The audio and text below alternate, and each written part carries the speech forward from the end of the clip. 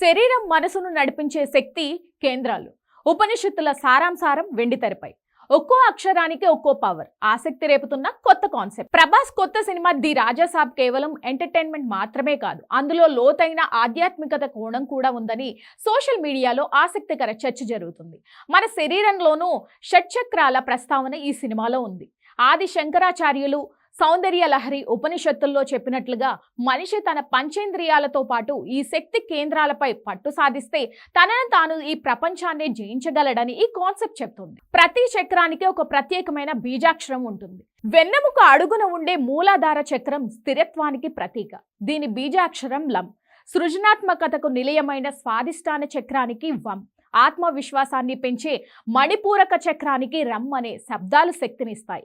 ఇక ప్రేమకు కేంద్రమైన హృదయ చక్రం అనాహత యం అని భావ వ్యక్తీకరణకు వాడే విశుద్ధి చక్రం హం అని పిలుస్తారు. ముఖ్యంగా నుదుటి మధ్యలో ఉండే ఆజ్ఞా చక్రం మేధస్సుకు అంతర్దృష్టికి మూలం.